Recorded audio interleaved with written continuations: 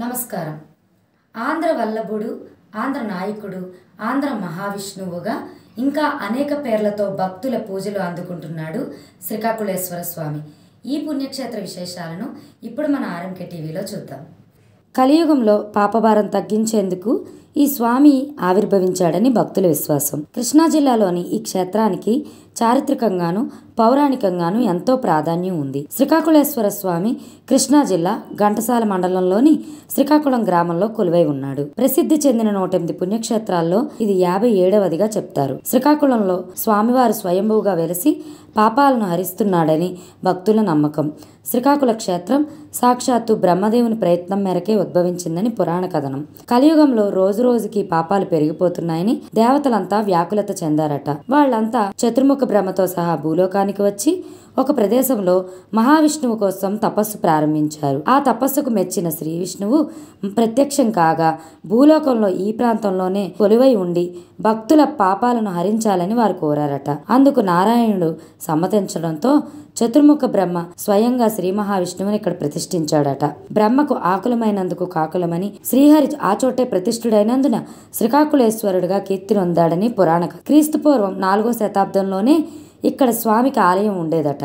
ఆపై ఇక్కడ స్వామి అదృశ్యమైపోయాడట. దాదాపు 1000 ఏళ్ల పాటు ఎవరికీ కనిపించలేదట. ఆ తర్వాత కొన్నాళ్లకి ఒరిస్సా పాలకుడైన అంగపాలుడి ప్రధానమంత్రి నరసింహవర్మ ఓసారి కాంచీపురానికి బయలుదేరాడు. మార్గమధ్యంలో కృష్ణానదీ తీరానున్న శ్రీకాకుళానికి వచ్చాడు.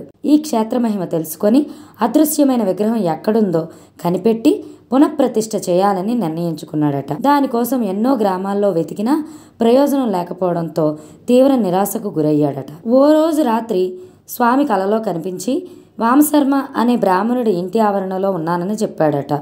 వెంటనే నరసింహవర్మ ఆ ప్రాంతానికి వెళ్ళి తవ్వకాలు జరుపుగా విగ్రహం బయటపడింది. దాన్ని శ్రీకాకుళానికి తీసుకువచ్చి పునఃప్రతిష్ఠ చేసినట్లు చెబుతారు. రాజ్య విస్తరణలో భాగంగా శ్రీకృష్ణదేవరాయలు ఈ ప్రాంతానికి ఓ రోజు వచ్చారట.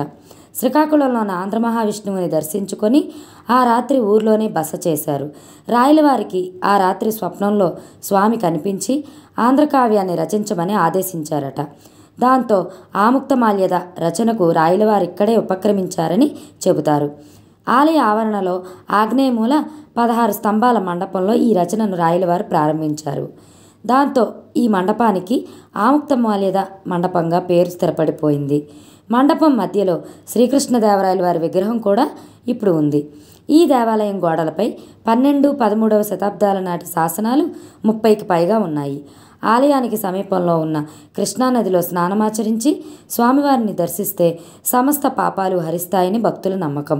వైకుంఠ ఏకాదశి నాడు శ్రీ రాజ్యలక్ష్మి సమేత శ్రీకాకుళేశ్వర స్వామిని ఉత్తర ద్వార దర్శనం చేసుకుంటే పుణ్యలోక ప్రాప్తి కలుగుతుందని చెబుతారు. ఈ దేవాలయంలో ప్రతి ఏటా వైశాఖ మాసంలో బ్రహ్మోత్సవాలు జరుగుతాయి. ఆ సమయంలో చుట్టుపక్కల జిల్లాల నుండి పెద్ద ఎత్తున భక్తులు తరలివస్తారు.